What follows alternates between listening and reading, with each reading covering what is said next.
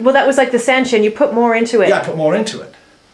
You know, this idea of, see, the quicker I stretch the muscle, the quicker I stretch the tricep, if you like, stretch the chest, stretch the, you know, if I put this internal oblique, the quicker I stretch something, the stretch of the muscle relies on the pull.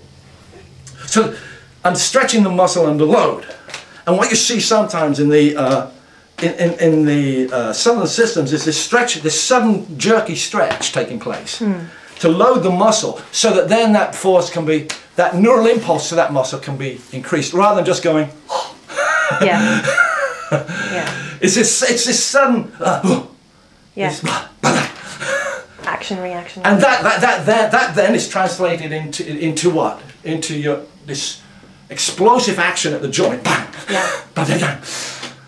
You know, it's the joints. Bang, bang, bang. What you've got to get to what? Move through an explosive range, through the oscillatory explosive range. Suddenly, that produces this. Bang, bang, yeah. This sudden release of what? Bang, bang, power.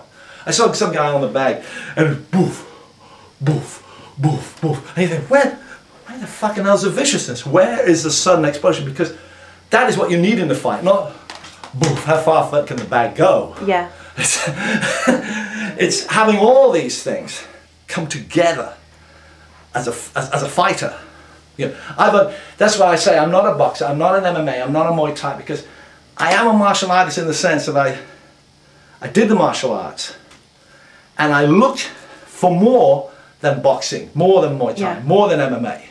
I saw that there was within the Chinese arts, there was something internal going on, an observation of this idea. And luckily, I don't know how, it was just luck that I decided to study kinesiology.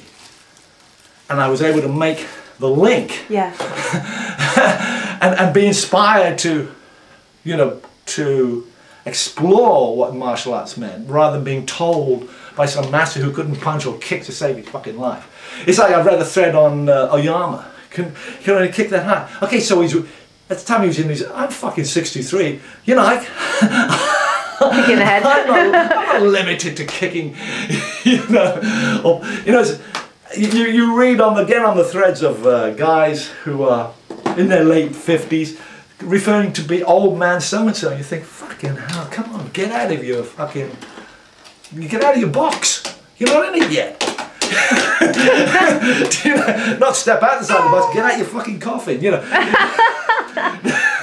There's more about dead bodies. Yeah, I don't know. Yeah. The martial arts are not a challenge. But you know what you said about projecting? I mean, I was remembering what you told me when you were in the army and you saw photographs of breaks or heard about breaks that Oyama had done. Yeah, Brian Ficken later told me they were all fakes. Yeah. But I actually went out and fucking did it. So theirs was the strength of a belief system working, rather like in a religion, I suppose. But in a positive way, in your case. In a positive way, yeah. But the disillusionment comes when you realize that that there was never any such thing. It was you doing it. Yeah. It wasn't such. Yeah, and I think the thing about Oyama on that thread was that yes, he couldn't kick, but fucking hell, he inspired a lot of guys who could. Yeah. but I think that's where I differ, is that I don't have this belief. I have the belief in myself, rather than belief in somebody else. And that's what I'm trying to give to other people, is to believe in yourself, to believe in your own ability. And not yourself as an ego, but yourself as a species, as a challenge myself. Yeah. Challenge me. See what I've got. And keep doing that every fucking single day of the week. And not holding, and having values, but not holding to them. Like they're fucking precious gems. Yeah. Right. I mean, should we stop? Yep. Okay.